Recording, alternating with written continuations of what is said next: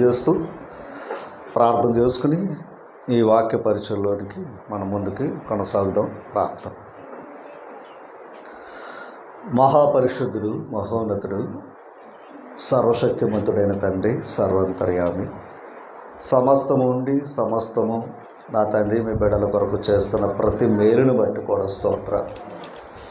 ఈరోజు నా తండ్రి మీరు మాకు అనుగ్రహించిన మీ సన్నిధిలో మిమ్మల్ని ఆరాధించుటకు యోగ్యతను మాకు ప్రసాదించి మాకు ఇచ్చిన ఆయుష్ను బట్టి, ఆరోగ్యమును బట్టి, బ్రతుకును బట్టి మీకే స్తోత్రాలు నాయనా. మరి ఈ సమయము మీ సన్నిధికి వచ్చిన ప్రతి వారిని దీవించమని ప్రార్థిస్తూ ఉన్నాం. మరి ఉన్నతమైన మీ జ్ఞానపు మాటలు వినడానికి మా హృదయాలను సిద్ధపరచుకుని ఉన్నాం నాయన. వినగల చెవిని గ్రహించగల మనసును దయచేసి మీ మాటలు నా తండ్రి మా హృదయాల్లో తండ్రి సిద్ధపరచుకుని ప్రభు మీ చిత్తాన్ని నెరవేర్చే బిడ్డలుగా మమ్మల్ని దీవించగా మీరు మాకు ఇచ్చిన ఈ బ్రతుకుకు వాటి విలువను మేము గ్రహించుకునే తండ్రి నాయన మీకు మహిమ తెచ్చే పాత్రలుగా మమ్మల్ని అందరినీ కాపాడమని మా ప్రభును మీ కుమారుడైన యేసుక్రీస్తు వారి అతి శ్రేష్టమైన నామమున ఈ ప్రార్థన మనవులు అడిగి వేడుకొనుచున్నాం మా ప్రియ పరలోకపు తండ్రి. ప్రభునామన అందరికి ప్రత్యేక వందనాలు. దేవుని యొక్క వర్తమానంలోనికి లేదా వాక్య పరిచయంలోనికి మనం వెళ్దాం. దేవుని యొక్క కృప ఉంది గనక ఈరోజు మరలా మనం అందరూ కూడా దైవ సన్నిధిలోకి రాగలిగాము. ఈరోజు ముఖ్యంగా ఈరోజు మనం నేర్చుకోబోతున్న పాఠం బ్రతుకు చాలా విలువైనది. మన బ్రతుకు చాలా విలువైనది. ఆ బ్రతుకు ఎప్పుడు కూడా విలువను మనం కాపాడుకోవాలి. ఆ బ్రతుకు ఇచ్చిన దేవుణ్ణి విలువగానే చూడాలి. మన ప్రాణం మనకు ఎంత విలువైంది ఎన్నున్నా, అలాగే ఆ విలువని ఇచ్చిన దేవునికి కూడా మనం అంత గౌరవం మర్యాదలు మనం ఇవ్వవలసిన వారమై ఉండాం. ఆయన దయలేనిదే మన బ్రతుకులు ఏది కూడా ముందు కొనసాగే అవకాశాలు అయితే లేవు. కేవలం మనుషులే కదంట, ఆయన దయ కొరకు సర్వ సృష్టి కూడా ఎదురు చూస్తూ ఉంటుందంట. సర్వ సృష్టి కూడా ఎదురు చూస్తూ ఉంటుందట. 104వ కీర్తన గ్రంథంలోకి వెళితే, కీర్తన గ్రంథం 104వ అధ్యాయంలోకి వెళ్ళినట్లయితే అక్కడ ఒక మాట చదువుకుని ముందుకు వెళ్దాం. కీర్తన గ్రంథం 104వ అధ్యాయము చూసారా,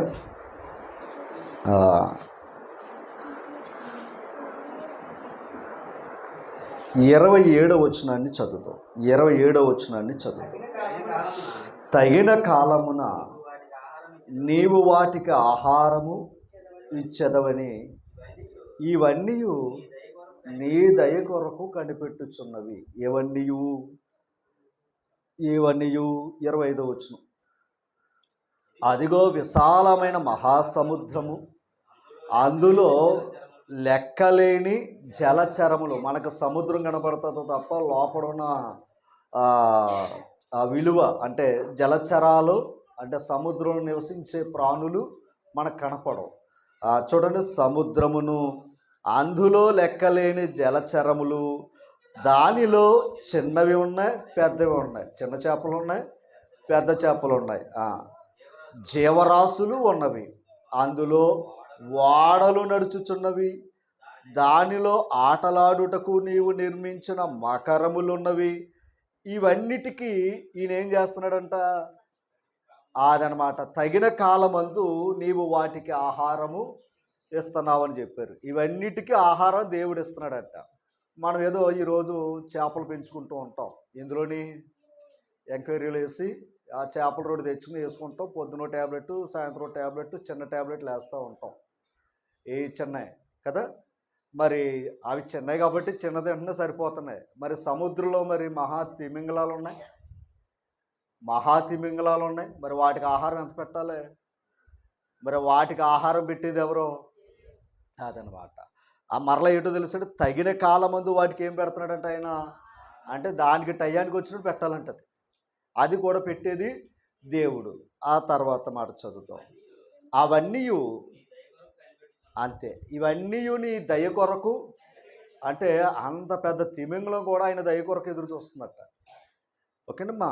ఇవన్నీ నీ దయ కొరకు కనిపెట్టుచున్నవి, నీవు వాటికి పెట్టునది అవి కూర్చుకును. నీవు పెట్టినది అది ఏం చేసుకుంటుంది?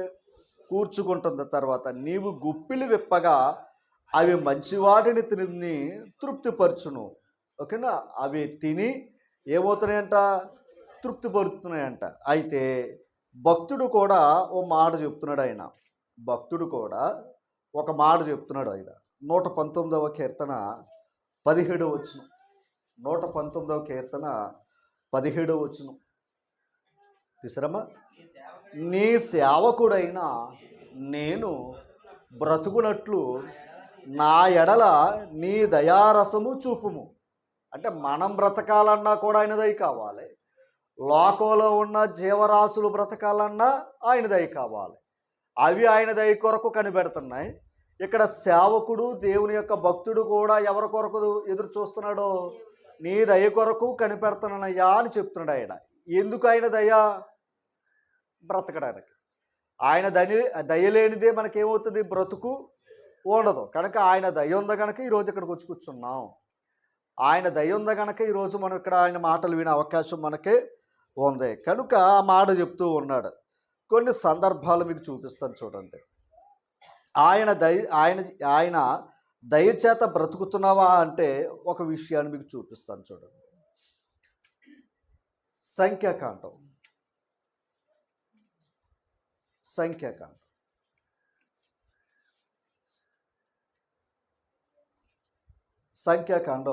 21 అధ్యాయం.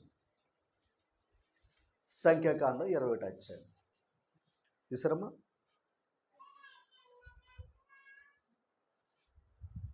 5వ వచనం చూడండి ఒకసారి. 4వ వచనం అక్కడి నుంచి చదువుతాం. వారు యోధోము దేశమున చుట్టూ పోవలనని ఊరు కొండ నుండి ఎర్ర సముద్ర మార్గమున సాగినప్పుడు, ఎవరో ఇశ్రాయేలు ప్రజలు, వారి అరణ్యులు ఏం చేస్తున్నారంట? ప్రయాణం చేస్తున్నారు. ప్రయాణము సాగినప్పుడు మార్గ ఆయాసము చేత జనుల ప్రాణము సొమ్ముసిల్లెను. ఆ ప్రయాణంలో వాళ్ళకి ఏమి వచ్చిందంట? ఆయాసం వచ్చిందంట. ఆయాసం వచ్చేవయ్యారు, నీరసపడ్డారట. అమ్మా తర్వాత చదువుదాం. కాగా ప్రజలు, అండర్లైన్ చేయండి, మనకున్న పెద్ద రోగం ఇదే. మనందరికీ ఉన్న సమస్య ఏంటయ్యా అంటే ఇదే. ఏది?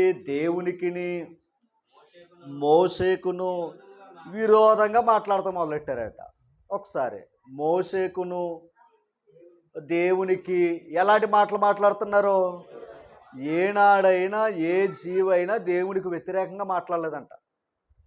ఏనాడైనా ఏ జీవి కూడా దేవునికి వ్యతిరేకంగా మాట్లాడలేదంట. ఓ మాట మీకు చూపిస్తాను చూడండి. ఇందాక చదివిన కీర్తన గ్రంథంలోకి రండి ఒకసారి.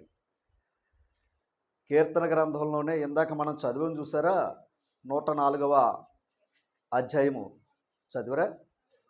ఇప్పుడు ఇందాక ఏం చదువుకున్నాం? ఇవన్నీ నీ దయ కొరకు ఎదురు చూస్తున్నాయి, నీవు వాటికి పెట్టునది అవి కూర్చుకును. 28వ వచనం అమ్మా. ఆ తర్వాత ఏమన్నాడు? నీవు గుప్పులు విప్పగా అవి మంచి వాటిని తిని తృప్తిపరచును. ఓకేనా? ఇది బాగుంది. ఇప్పుడు చదవండి.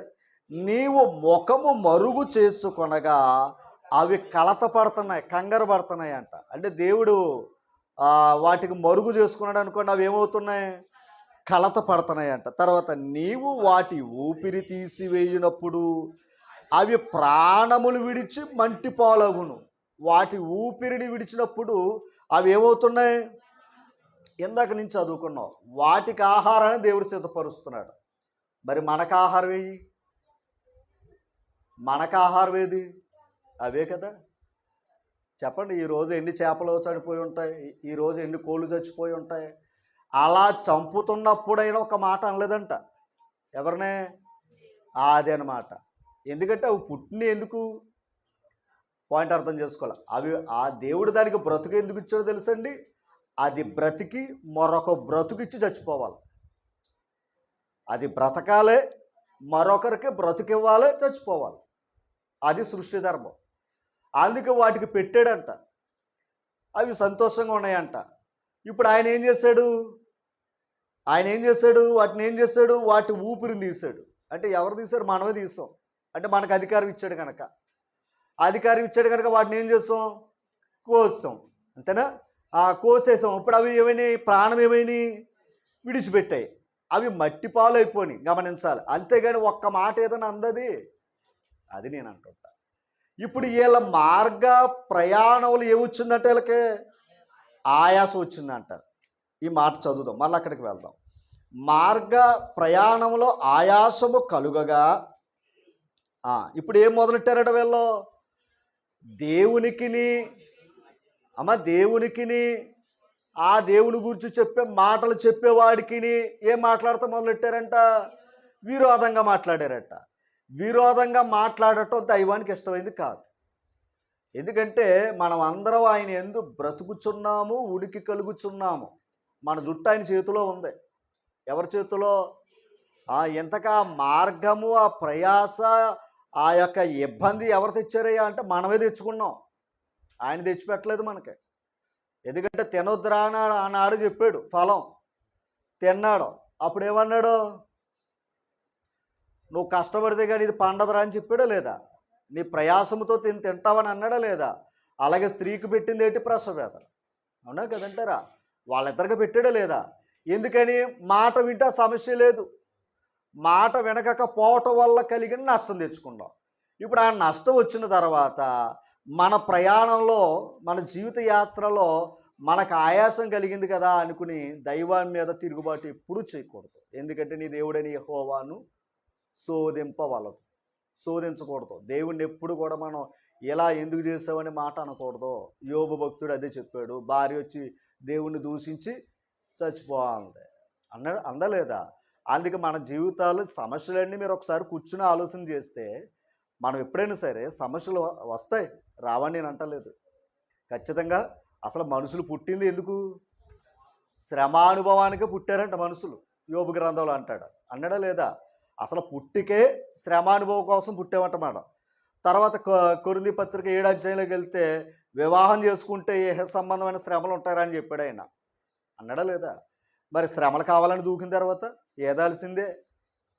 అవునంటారు కదంటారా? అంతేగాని వాళ్ళు ఇచ్చిన కట్నం లేదా నాకు కూడా ఏదో ఉంటుంది కదా అని సంతోషం కాదు. దాని తగ్గ శ్రమలు కూడా ఉంటాయి. ఇప్పుడు ఆ ప్రయాణం చేస్తున్నప్పుడు కూడా మన మార్గ ఆయాసంలో ఏముంది? నీరసాలు వస్తాయి. నీరసాలు వచ్చినప్పుడు దైవాన్ని అనడానికి లేదు. ఇంకా చెప్పాలంటే దైవాన్ని దయ కోసం ఎదురు చూడాలి. దైవం యొక్క దయ వేడుకోవాలి. అది నేను చెప్తుంటా. ఆయన దయ ఉంటేనే మనం బ్రతకగలం. లేదా మనం ఏం చేసుకుంటాం? ఇబ్బందులు తెచ్చుకుంటూ ఉన్నాం. ఓకేనా? మళ్ళా చెప్తున్నాను మీకు, ఎన్నిసార్లు చెప్పినా ఓకేనా, తప్పుగా భావించకండి. మీ సమస్యలు ఎవ్వడో తీర్చలేడు, మీ బాధలు ఎవ్వరో తీర్చలేరు, మాలాంటి సేవకులతో సహా. అవునంటారు కదంటారా? ఒకవేళ పైన ఉన్న అధికారులు తీరుస్తారా? తీర్చరు. ఓకేనా? ఎవరో తీర్చరు. మీరు బాధ చెప్పుకునేవారు తీరుస్తారా? వాళ్ళో తీర్చరు. ఇంకా ఏమంటారో తెలుసండి? వాళ్ళు ఇంకో 10 మంది చెప్పి ఇంకొంచెం బరువు వేస్తారేమో తప్ప మీ బాధను తీర్చేవాడు ఎవరు కూడా లేదు. కనుక అందుకే ఆ బాధలన్నీ ఆయనకి చెప్పండి అంతే. ఓకేనా? ఆయన దయ కొరకు మనం ఏం చేయాలి? కనిపెట్టుకోవాలి. అది అనమాట. ఇప్పుడు వీళ్ళు ఏం చేస్తారు అంటే దైవానికి ఏం చేస్తారు? విరోధంగా ప్రవర్తించారు. అది చాలా చాలా అంటే మనం వెళ్ళే సమస్య కంటే పెద్ద సమస్య అది. దేవుని దూషించామనుకోండి, లేదా దైవానికి వ్యతిరేకంగా మనం చేసామనుకోండి, మనకున్న సమస్య కంటే అది ఇంకా పెద్ద సమస్య తెచ్చి పెడుతుంది. రైట్. ఇప్పుడు వాళ్ళ ప్రయాణంలో ఏం కలిగిందంట? ఆయాసం కలిగింది. అలాంటప్పుడు కూర్చుని మళ్ళీ సేద తీర్చుకుని మళ్ళీ ప్రయాణం చెయ్యాలి. అంతే కదండి? అవునా కదంటారా? కూర్చుని ఏం చేయాలి? సేద తీర్చుకుని వెళ్ళాలి. ఓకేనా? తర్వాత ఇప్పుడు చదవండి 5వ వచనం. కాగా ప్రజలు దేవునికి మోషేకుని విరోధముగా మాట్లాడి, ఈ అరణ్యములో చచ్చుటకు ఐగుప్తులో నుండి మీరు మమ్ము ఎందుకు రప్పించుతరి? ఇక్కడ చంపడానికా తీసుకుని వచ్చామని అడుగుతున్నారంట. ఎవరినే? మోషే గారిని, దేవుని. ఓకేనా? ఈయనకేమో డైరెక్ట్గా అడుగుతున్నారో మోషే గారిని, ఇండైరెక్ట్గానేమో దేవుడికి చెప్తున్నారట. అంతే కదండి? మనం మాట్లాడితే చూడండి, ఎప్పుడైనా సరే చూడండి, విచిత్రం ఏంటంటే మన ఇంట్లో అయినా లేదా లోకంలో అయినా గొడవ, మనం చెప్పే మాట మనం చెప్పేవారికి డైరెక్ట్గా తెలుస్తుంది, ఇంకో మాట ఇండైరెక్ట్గా తగులుతుంది. ఎంత తెలివైన వాళ్ళు మనం. అంతే కదా? ఆ మాటలు అటు చెప్పేస్తాం, ఇండైరెక్ట్గా ఇటు చెప్పేస్తాం. అంత జ్ఞానవంతులు మనం. అంటే తెలియవలసిన వాళ్ళకి తెలిసిలా కూడా చెప్పగలం మనం. అంటే వాళ్ళతో మాట్లాడతలేదు. అంటే ఇలాగెళ్ళి ట్రయాంగిల్ కొట్టగల అది అక్కడ సిక్సర్లో కొడతారు. కానీ అందరూ కూడా ఏం చేస్తారు తెలుసండి, మాటలతో ఏ పక్కన ఉన్న బాల్ని కొట్టేస్తారు. ఓకేనా? సరే, అయితే ఇప్పుడు ఏమైంది చూడండి, వాళ్ళు ఏమన్నారు, ఇక్కడికి చంపడానికి తీసుకుని వచ్చావా అని అడుగుతున్నారు. తర్వాత మాట, ఇక్కడ ఆహారము లేదు, నీళ్ళు లేవు, చవిసారము లేని ఈ అన్నము మాకు అసహ్యమైనది. ఎలాంటిదంటే మంచి భోజనం పెట్టలేదు, మంచి నీళ్ళు లేవు, మంచి వసతులు లేవని మొదలెట్టారంట. ఎవరో ప్రజలు. మనం అందరూ తెలుసుకున్నాం, వాళ్ళు చూస్తున్నారు. 40 దినాలు ఏ ఆహారం పెట్టాడట? మన్నా అనే ఆహారాన్ని పెట్టాడట. అవునా? దేవదూతలు తినే ఆహారం పెట్టాడు అన్నాడా? అలాంటి ఆహారం తింటా కూడా ఏమన్నారట? మంచి భోజనం పెడతలేదు అన్నారట. నిజమే. మనం కూడా ఎలాగుంటుందంటే, రోజు చికెన్ అయితే నిజం మోకాలు కలకల్లాడుతూ ఉంటాయి ఇంట్లో. పొరపాటున రోజు కానీ కాయగూర వచ్చిందనుకోండి, మామూలుగా ఉండదు. తినాలా మానాలా అంట. మరి ప్రియులు నైజీరియాలో ఉన్నారు చాలామంది, ఎవరికో తిండి లేకుండా ఇబ్బంది పడేవాళ్ళు ఆ దేశంలో చాలామంది ఉన్నారు. మరి వాళ్ళ పరిస్థితి ఏంటి? ఆ భోజనం లేక కదా భిక్షాటం చేస్తున్నారు, ఆ భోజనం లేక కదా పస్తులు ఉంటున్నారు, ఆ భోజనం లేక కదా చాలామంది ఆ భోజనం కోసం దేనైనా, ఇంకా చెప్పాలంటే పెంట మీద పాడేసింది కూడా తింటున్నారు దేన్ని నింపుకోవడానికే. ఇప్పుడు మన ఇంట్లో భోజనం ఉన్నప్పుడు మనం దేనొక చూస్తుంటాం. మన ఇంట్లో భోజనం చూస్తున్నప్పుడు దేనొక చూస్తూ ఉంటాం? బయట భోజనాలు చూస్తూ ఉంటాం. బయట భోజనాలు అనవసరం. మరలా చెప్తున్నానండి, అక్కడ ఏది అవసరమో అక్కడ వారికి అది ఇస్తాడో, మనకి ఏది అవసరమో ఇక్కడ ఇది ఇస్తాడు. చిన్న చేప కనుక చిన్న ఆహారమే పెడతాండి, పెద్ద చేప కనుక పెద్ద ఆహారం పెట్టాలి. ఇప్పుడు పెద్ద చేపకి పెద్ద ఆహారం పెట్టి, చిన్న చేపకే పెద్ద ఆహారం పెట్టి, పెద్ద చేపకేమో చిన్న ఆహారం పెట్టాడు అనుకోండి, బ్రతకదు. అమ్మా, ఒకడు అనుకున్నాడంట, చాలా తెలివైనడు అనుకున్నాడంట, నరుడు దేవునికి అసలు బుర్రలేదు అన్నాడట. మర్రి చెట్టు కింద పడుకుని దేవునికి అసలు బుర్రలేదు అనుకున్నాడట. యారా బాబు అని ఆలోచన చేస్తే, అంతంత పెద్ద గుమ్మడికాయలకేమో పాదుల్లో కాస్తాయి, నడవలేక పాకలేక ఆ పాదు ఇంతంత కాయలు కాస్తాయి కదా, ఎంత గొప్ప మర్రి చెట్టుకేమో ఎంత కాయలు ఉంటాయి. అసలు దేవునికి అనేది జ్ఞానం లేదు, నాకున్న జ్ఞానం కూడా ఆయనకి లేదు అనుకున్నాడట. ఇలాగే మరి మనకున్న జ్ఞానం ఏం చేస్తుంది? దైవానికి కూడా ఎప్పుడు కూడా ఏలెత్తి చూపిందామని చూస్తాం, ముందు మనం ఎప్పుడు చూసుకోమనం. అలా ఆలోచించినప్పుడు అటు పడుకున్నాడట పాపం మర్రి చెట్టు కింద. కాసేపుడు లేచి చూసేటయ్యానికి అక్కడ ఉన్న పైన ఉన్న కాయలన్నీ వీడి మీద ఉన్నాయట. తిరిగి లేచి చూసుకుంటే అయ్యానికి కంగారు పడ్డాడట. ఏమని? ఎందుకని? నిజంగా ఆ గుమ్మడికాయలే కానీ పెద్ద పెద్ద కాయలే కానీ ఆ చెట్టు మీద కానీ మెరు చెట్టుకి అంత కాయలు కాస్తే, చెట్టుకు తగ్గ కాయలు కాస్తే వీడు చచ్చిపోతుంది, అంతే కదా? అదనమాట. ఇప్పుడు పాకేదానికి చిన్న చిన్న కాయసిని అనుకోండి, కోయిలేక చచ్చిపోతుంది మనం, అంతే కదా? అందుకని దేవుని యొక్క ఆలోచన అది. అందుకే దేవుడు జ్ఞానంతో చేసేది ఇదంతా. మధ్యలో మన అజ్ఞానం అనుకుంటూ బతికేస్తున్నాం. నిజంగా చూపించమంటారా? మన అజ్ఞానం ఎలాగుందో తెలుసా? ప్రసంగి గ్రంథం, దేవుడు తన మనుషుల యొక్క ఆలోచనలు రాయించాడు, తన జ్ఞానాన్ని రాయించాడండి. దైవ గ్రంథం కనుక 9వ అధ్యాయం 3వ వచనం, 9వ అధ్యాయం 3వ వచనం, ప్రసంగి గ్రంథం 9వ అధ్యాయం 3వ వచనం.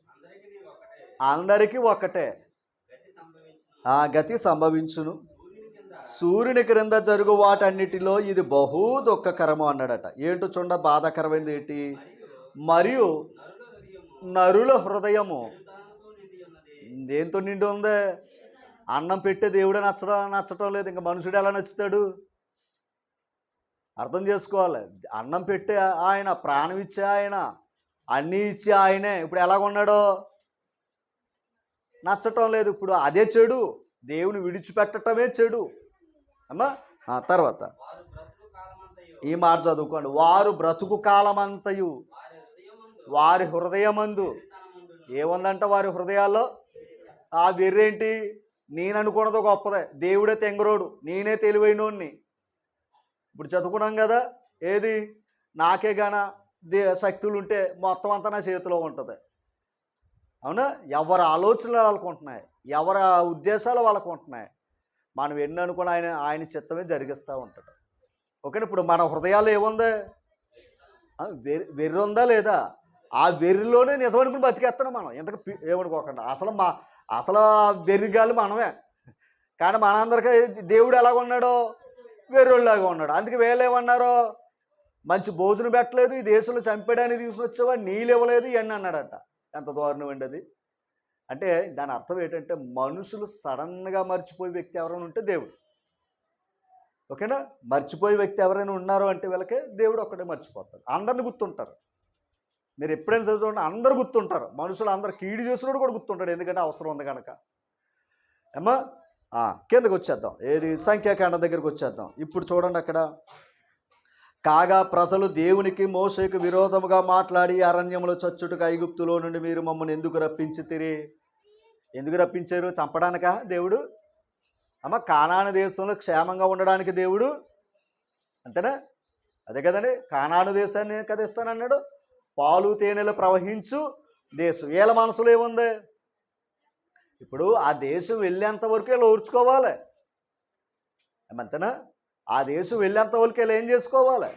అలాగే మనది కూడా ఏముంది? యాత్ర. ఈ లోకానికి ఎందుకు వచ్చాం? యాత్ర, పరదేశంలో. మనం కూడా దేవుని దగ్గరికి వెళ్ళేంత వరకు కూడా మనకేముంటాయి? ఇబ్బందులు ఉంటాయి, శ్రమలు ఉంటాయి, సమస్యలు ఉంటాయి. అప్పుడు ఏం చేసుకోవాలి? ఓర్చుకోవాలి. ఓర్చుకుంటేనే గెలుచుకుంటాం. ఈ లోపల కంగారు పడ్డాం అనుకోండి, ఇప్పుడు ఏం జరిగిందో చూడండి అక్కడ. కంగారు పడటం వల్ల అందుకు యెహోవా ప్రజలలోనికి తాపకరములైన సర్పములను పంపాడు. ఏం పంపాడంట? ఆయన కోపం వచ్చి పాములు పంపాడంట. ఎందుకు పంపాడు? వీళ్ళన్న మాటల కోసం. ఎందుకో తెలుసా? మమ్మల్ని చంపేయడానికి కాదు తీసుకొచ్చాడని అని అన్నాడు. కాదు, ఆయన బ్రతికించడానికే. కానీ దేవుని మాట వినకపోతేనే చనిపోతాం. దేవుని మాట వినకపోతే చనిపోతాం అండి అమ్మా. ఎందుకంటే ఆయన మాటే మనల్ని బ్రతికించింది. రక్తములో పొర్లుచున్న నీవు బ్రతుకుమని ఆయన సెలవిచ్చాను, అంతేనా? అమ్మ కడుపులో రక్తంతో మనం ఏమవుతున్నాం? పొర్లుతున్నాం. అప్పుడు దేవుడు ఏమన్నాడు? బ్రతకరా అంటే అప్పుడు వచ్చింది బ్రతుకు. అమ్మ అనలేదు, నాన్న అనలేదు, డాక్టర్ గారు అనలేదు. ఎవరన్నారో? దేవుడు అన్నాడు. అంటే అక్కడ బ్రతుకే ఆయన మాట. అమ్మ కడుపులో కూడా బ్రతికింది ఆయన మాటే. మరల ఈ లోకానికి వచ్చింది కూడా ఆయన మాటే. అది ఎలా చెప్తున్నారయ్యా అంటే, ఈ సృష్టి కలిగించింది ఆయన మాట. నువ్వు బ్రతకాలంటే ఆయన మాటలు చేయబడిన సృష్టిని తింటేనే బతుకుతావు ఇక్కడ. మరి ఆయన మాటలు నమ్మకపోతే నష్టం ఎవరికే? అంతే. ఆక్సిజన్ తీసేసుకుంటే, ముక్కు మూసేసుకుంటున్నామంటే చనిపోయేది మనమే. ఎందుకంటే సర్వశక్తుని యొక్క జీవము, సర్వశక్తుని యొక్క శ్వాస నాకు జీవము ఆయన అంటాడు. ఆయన ఊదేడు. ఆయన మాటే మనలకే ఈరోజు జీవము. ఇప్పుడు ఆ వచనం చదువుదాం. 6వ వచనం చిన్న. అవి ప్రజలను కరువుగా ఇశ్రాయేలీలో అనేకులు చనిపోయారు. ఎప్పుడు కూడా ఇది గుర్తుపెట్టుకోండి. ఇది ఎప్పుడు కూడా గుర్తుపెట్టుకోండి. మరలా చెప్తున్నాను, గుర్తుపెట్టుకోండి. దేవుడు మీకు ఇచ్చాడని దేవుని కనపరచండి. దేవుడు మీకు ఆ చిన్న జీవితం ఇచ్చాడా? ఆ చిన్న జీవితాన్ని కూడా ఆయన ఇచ్చాడని గడపండి. ఇచ్చినప్పుడు దేవుడు నాకు ఇవ్వలేదని మాట అనకండి, అది అబద్ధం అవుతుంది. ఓకేనా? లేదు అన్నాం అనుకోండి, ఇచ్చినోడు ఏమవుతాడు? అది కూడా ప్రమాదం. దేవుడు ఇచ్చినప్పుడు ఇచ్చాడని చెప్పుకోవాలి. ఓకేనా? రైట్. రెండవది చెప్తున్నాను. ఎప్పుడైనా మన మనస్సులో ఇది గుర్తుపెట్టుకోండి. మన మనస్సులో నువ్వు మంచిగా ఆలోచిస్తే మంచి జరుగుతుంది, నువ్వు చెడుగా ఆలోచిస్తే చెడే జరుగుతుంది. నువ్వు ఆలోచనలు బట్టి నీ జీవితం ఆధారపడి ఉంది. నీ ఆలోచనల ప్రకారం వీళ్ళు ఏమన్నారో, మమ్మల్ని చంపడానికి తీసుకొచ్చావా అన్నారు. నిజంగా చచ్చారు అక్కడ, అంతేనా? హాస్పిటల్కి వెళ్తాను, నేను చచ్చిపోను. నిజంగా అలా చచ్చిపోయిన వాళ్ళు బయటకు వచ్చారు. అలా వెళ్ళి నిజంగా నేను బతకాలి, నా ఒక భార్య ఉంది, నా బిడ్డలు ఉన్నారు, నా కుటుంబం ఉంది, నా దేవుడు ఉన్నాడు, ఆనుకుడి ధైర్యం ఉన్నవాడు బయటకు వస్తాడు. ఎప్పుడైనా సరే ఇది మీరు పిరికితనం కూడా చచ్చిపోతాడండి అమ్మా. పిరికితనం అనేవారు నిజంగా చనిపోతాం. అందుకే మరలా చెప్తాను, ధైర్యం కావాలి. ఎందుకంటే మన పక్షాన ఎవరు ఉన్నారో? దేవుడు ఉన్నాడు. అర్థం చేసుకోవాలి. ఇప్పుడు ఇలా మైండ్లో ఏమనుకున్నారో? చనిపోవడానికి అన్నారు. కడకి ఏమైంది? అంతే. అర్థమైందండి? ఎప్పుడు కూడా దేవుడు నా బతికింతే, నా జీవితం ఇంతే అని అన్నావా, అక్కడే ఉంటాం ఇంకా. అంతే కదా. మరి ఏమనుకున్నావు? నా జీవితాన్ని మారుస్తాడు, నాకు మేలు చేస్తాడని నువ్వు పాజిటివ్గా తీసుకున్నావు అనుకో, రైట్, వీడికి నమ్మకం ఉందిరా అని ఏం చేస్తాడు, నీకు ఆ అవకాశాలు ఇస్తాడు. లేదు నా బతుకు అయిపోయింది, ఇంకా నా ముగింపు ఇంతే అని అనుకోండి, ఇంకా అయిపోయింది అనుకుంటున్నాడు కదా, ఇంకా తీసేద్దాం అంటాడు అంతే. ఎందుకని? నమ్మకం లేదు కనుక. నమ్మకం లేనప్పుడు ఇంకా బ్రతుకు ఎలాగుంటుంది? ఓకేనా? ఇప్పుడు ఇలా ఏమనుకున్నారు, చంపడానికి తీసుకుని వచ్చావా అన్నారు. కనుక ఏమైంది, వాళ్ళ మాటే వాళ్ళకి తీర్పరైంది, వాళ్ళ మాటే వారికి తీర్పు తీర్చింది అంతే. ఆయన కాదు అక్కడ. అలా అనుకున్నారు, చెడు మనసుతో ఉన్నారు, నష్టం తెచ్చుకున్నారు. పాములు పంపాడంట ఆయన. ఓకేనా? అనేకులు ఏమయ్యారు? చనిపోయారు. 7వ వచనం. కాబట్టి ప్రజలు మోషే యొద్దకు వచ్చి, మేము యెహోవాకును నీకును విరోధముగా మాట్లాడి, అదే చెప్తున్నా, అంటే క్షవరం అవుతాయి కానీ ఎవరం రాదు మనుషుడికి, అంతేనండి. క్షవరం అవుతాయి కానీ ఏం వస్తలేదు. అది ఆ క్షవరం అవ్వకుండా ఉంటే ఒకలా ఉంటుంది. అంతేనా? డాక్టర్లు ఏమంటున్నారు, ఇది త్రాగు, అన్నీ అయిపోయిన తర్వాత డాక్టర్ దగ్గరికి వెళ్తే ఏమంటాడు, లోపల ఉన్నాయని ఏమంటున్నాడు, అయిపోయిరా అన్నాడు. అప్పుడు ఏం చేద్దాం? అప్పుడు ఉన్నాయని తాకట్లు పెట్టుకోవాలి, అంతే కదా. అది అంతకాడికి అలవలసిన పని ఏంటి? దేవుడు ఏమన్నాడు, నేను కానాన దేశంలోనికి మంచి దేశంలోనికి పంపుతానన్నాడు. వీళ్ళు ఏమనుకున్నారు, దేవుణ్ణి నమ్మటం మానేశారండి. వారు ఏం తెచ్చుకున్నారు? ఎందుకు ఏమన్నాడు, మన దేహమే దేవాలయం, మన దేహమే అది దేవుడి బ్రతుకు ఎందుకు ఇచ్చాడయ్యా అంటే దేవాలయం అంటే దీన్ని పాడు చేసుకోకూడదు. ఓకేనా? ఇప్పుడు చూడండి, వాళ్ళు ఏం చేసుకున్నారు, సర్పములు తొలగించినట్లు ఆయనను వేడుకున్నారంట. ఇప్పుడు మళ్ళీ అంటే కాలబేరానికి వచ్చారంట వీళ్ళు. కాలబేరానికి వచ్చిన తర్వాత చూడండి 8వ వచనం. మోషే ప్రజల కొరకును ప్రార్థన చేయగా, యెహోవా నీవు తాపకరమైన సర్పం వంటి ప్రతిమను చేయించి స్తంభము మీద పెట్టు. ఇప్పుడు ఆయన ఏమన్నాడయ్యా అంటే, ఓకేనా, ఇప్పుడు చాలామంది చనిపోయారు అక్కడ. ఇప్పుడు కొంతమంది వచ్చి వేడుకున్నారు. ఆ కొంతమంది వచ్చి వేడుకుంటే ఇప్పుడు మోషే గారు వీళ్ళ పక్షాన్ని దేవుని వేడుకుంటున్నాడట. అప్పుడు దేవుడు ఒక సలహా ఇచ్చాడట. ఏదది? ఒక తాపకరమైన సర్పం వంటి ప్రతిమను చేయించి స్తంభం మీద పెట్టు. అప్పుడు కరవబడిన ప్రతివాడు దాని వైపు చూచు బ్రతుకునని మోషేకు సెలవిచ్చాడంట. అంటే పాము కరిచింది కదా, మరొక మాట, పాము కరిచినప్పుడు వెంటనే చనిపోం, అంతేనండి. పాము కరిచినప్పుడు వెంటనే మనం చనిపోం. ఇప్పుడు ఆ విషయం ఏమవుతుంటుంది, ఎక్కుతూ ఉంటుంది. అది కరిస్తేనే మనం వెంటనే విషం మొత్తం అంతా శరీరానికి ఎక్కుతూ ఉంటుంది. ఇప్పుడు ఆ కరిచినప్పుడు ఆ సర్పమోటి ప్రతిమని చేయించి దాని వైపును చూచే ప్రతివాడు బ్రతుకుతాడని దేవుడు సలహా ఇచ్చాడట. ఆ మాట చెప్పాడట. ఈ తర్వాత 9వ వచనం. కాబట్టి మోషే ఎత్తడి సర్పం ఒకటి చేయించి స్తంభం మీద దాన్ని పెట్టెను. అమ్మ ఓకేనా? ఎత్తడి సర్పము చేయించి స్తంభం మీద పెట్టాడంట మోషే గారు. దేవుడు చెప్పినట్టు చేశాడా లేదా? చేశాడు. తర్వాత అమ్మ, అప్పుడు సర్పపు కాటు తినిన ప్రతివాడు ఆ ఎత్తడి సర్పము నిదానించి చూచినందున బ్రతికండి.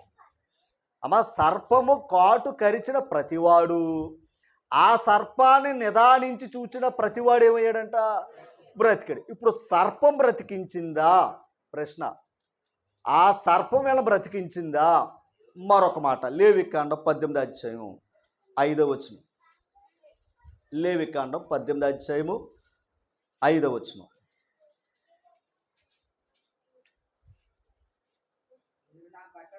ఈ మాట వినాలి. మీరు నా కట్టడలను నా విధులను ఆచరింపవలను. ఏది? ఆయన కట్టడలను ఆయన విధులను ఆచరించువాడు, వాటిని గైకొనివాడు. అది ఇప్పుడు ఎలా బ్రతికాడు? పామును చూస్తే బ్రతకలా, పామును చూడమని చెప్పిన మాట నమ్మి బతికాడు. ఓకేనా? పాము చూడండ్రా బ్రతుకుతాడు అని చెప్పాడు కదా దేవుడు. ఆ మాట విన్నవాడు ఏమయ్యాడు? అది ఎవరి మాట అని? అది నమ్మాడు కనుక బతికాడాడు. అంతేగాని పామును చూస్తే బ్రతకలా. కానీ ప్రజల్లో ఎలాంటి భక్తి ఉందయ్యా అంటే, రాసులు 2వ గ్రంథంలోకి వెళ్తే, రాసులు 2వ గ్రంథంలోకి వెళ్తే 18వ అధ్యాయం చిన్న అమ్మ 18వ అధ్యాయం చూసారా? 3వ వచనం. హిజ్కియా గారు అధికారంగా ఉన్నప్పుడు, రాజుగా ఉన్నప్పుడు 3వ వచనం. తన పితరుడైన దావీదు చేసినట్లు అతడు యెహోవా దృష్టికి పూర్ణముగా నీతిని అనుసరించాడంటే హిజ్కియా. దావీదు గారు ఎలాగైతే నీతిమంతుడో హిజ్కియా గారు కూడా అలా నీతిమంతుడు. తర్వాత మాట, ఉన్నత స్థలమును కొట్టివేసి విగ్రహములను పగులుగొట్టి దేవతా స్తంభములను పడగొట్టి మోసే చేసిన ఇత్తడి సర్పమును చిన్నాబెన్నములుగా చేశాను. దానికి ఇశ్రాయేలీలు నెహుష్టాను అని పేరు పెట్టి దానికి ఏం చేస్తున్నారంట? ఎంతగా ధూపం వేయమన్నాడు ఆయన. దేవుడు ఇత్తడి సర్పాన్ని చేయమన్నాడు. ఇత్తడి సర్పాన్ని చేయమన్నది ఆయన. ఇప్పుడు ఇత్తడి సర్పానికి ధూపం వేసి మొక్కండి రాని అనలా. అర్థమైంది మీకు? దాన్ని చూచువాడు బ్రతుకుతాడు అని అన్నాడు. ఆ మాట మోసే చెప్పాడు. మోసే చెప్పిన మాట ప్రకారంగా వాళ్ళు చూచారు, బ్రతికారు. ఎందుకంటే కరిచింది అదే. ఇప్పుడు ఎందుకు కరిచింది? మీ అజ్ఞానం బట్టి, మీ యొక్క అవిశ్వాసాన్ని బట్టి. ఇప్పుడు దేవుడు మళ్ళా దానంకి ఎందుకు చూడమన్నాడో, ఆయన మాట నమ్ముతారో లేదా అని. ఆయన యొక్క విశ్వాసాన్ని బట్టి చూచినవాడు బ్రతికాడు. వీడి యొక్క అవిశ్వాసంతో దేవుని చూచిన వాడు పాము చేత కరవబడ్డాడు. ఓకేనా అమ్మా? రైట్, మాట్లాడకండి నాన్న. అయితే సరే అయితే ఇక్కడ విషయాన్ని మనం ఆలోచన చెయ్యాలి. ఇలా అది అక్కడ వరకే పరిధేది. ఏది? ఆ పాము సంఘటన. మళ్ళా దాని గొడవ అసలు.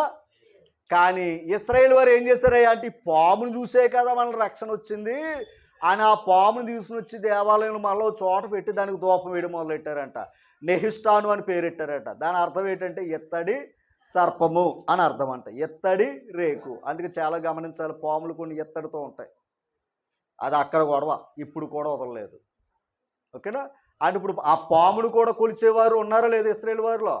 అందుకే అలాంటివి ఉంచం. ఎందుకంటే అది మిమ్మల్ని కరిచి చంపింది, అంతే కదా? పాము ఏం చేసింది? మిమ్మల్ని కరిచి చంపింది. కానీ నేనేం చేస్తున్నాను? అది కరిచిన నా మాట విన్నవాడిని నేను రక్షిస్తానని చెప్పాడు ఆయన. కానీ వీళ్ళేం చేశారు? దేవుని మాట వినకుండా పక్కన పెట్టి, ఓకేనా, దేవుని మాటను ప్రక్కన పెట్టి వీళ్ళ దానికే మొక్కడం మొదలుపెట్టారు. దానికే మొక్కడం అనేది మొదలుపెట్టారు అన్నమాట. అయితే ఈ విషయాన్ని ఆలోచించాలి. కొన్ని విషయాలు మనం ఇంకా వెళ్దాం. కొన్ని విషయాలు ఇంకా లోపలికి మనం వెళ్దాం. అమ్మా, యోబు గ్రంథం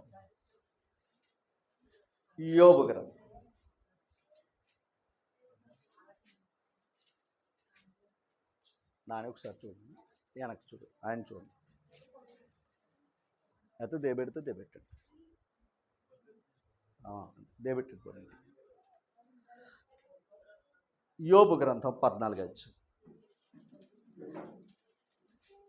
యోబు గ్రంథం 14 అధ్యాయం 14 వచ్చి,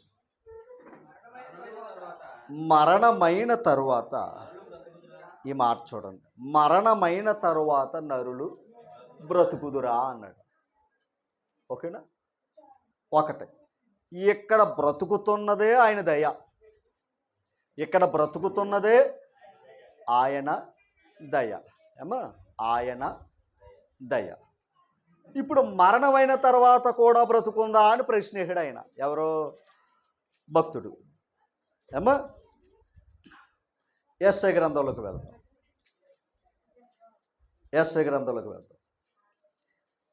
26వ అధ్యాయము 19వ వచనం. మృతులైన నీ వారు బ్రతుకుదురు. అంటే చనిపోయిన వారు కూడా ఏమవుతారంట? బ్రతుకుదురు. తర్వాత, నా వారి శవములు సజీవులగును. ఒకసారి మృతులైన నీ వారు, అక్కడేమన్నాడు యోబు గ్రంథంలో? యోబు గ్రంథంలో ఏమన్నాడో? బ్రతుకుదురా అని ప్రశ్నేశాడు. దేవుడు దానికి ఏం చెప్తున్నాడో? బ్రతుకుదురు అంటున్నాడు. ఏది? ఈ బ్రతుకు కాదు, మరణించిన తర్వాత కూడా ఏముంది అంటున్నాడు ఆయన? బ్రతుకుందని చెప్తున్నాడు. అది మనం ఈ బ్రతుకే అనుకుంటాం మనుషులు, కానీ మరొక బ్రతుకు ఉంది. కానీ జీవరాశులకు లేదు మరో బ్రతుకు. ఓకేనా? జీవరాశులకు మరో బ్రతుకు లేదు, కేవలం ఎక్కడ బ్రతుకే వాటికి. కానీ నరుడు కూడా ఆ జీవరాశులాగా ఇదే బ్రతుకు అనుకుంటున్నాడు. మరో బ్రతుకుని గురించి ఆలోచించే ఆలోచనలు కూడా లేవు. అదే ప్రశ్నించాడు, ఆ మృతులైన వారికి మళ్ళా బ్రతుకుందా అంటే బ్రతుకుదురు అన్నడా. 55 అధ్యాయము 3వ వచనం. ఎలా? 55 అధ్యాయము 3వ వచనం.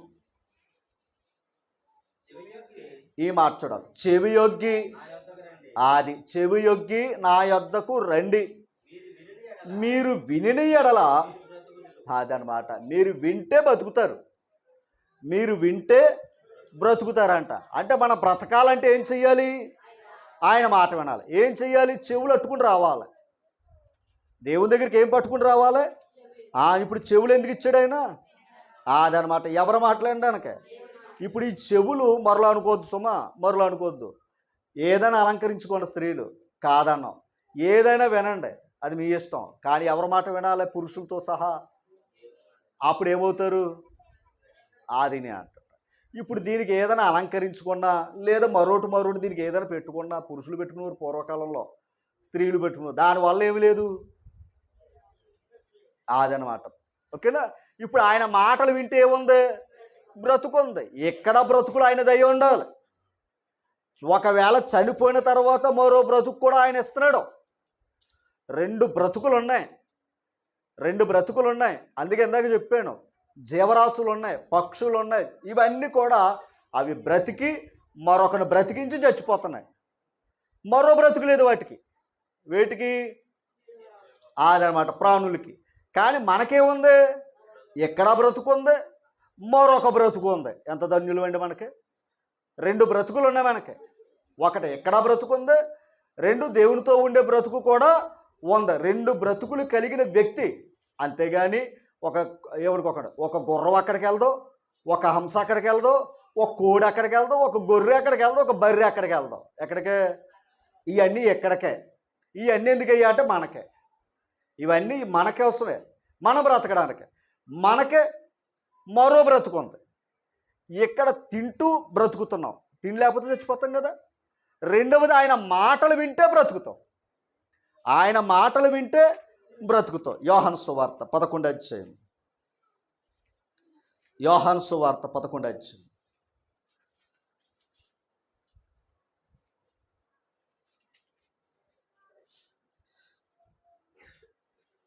తీసారమ్మా? 24వ వచనం, 25వ వచనం దగ్గరికి వస్తాం. అందుకు యేసు, పునరుత్థానమును జీవమును, అది ఎవరో? యేసు ప్రభు. పునరుత్థానమును జీవమును, దాని అర్థం ఏంటంటే, పునరుత్థానం అంటే చనిపోయిన వాడు తిరిగి లేపబడటం.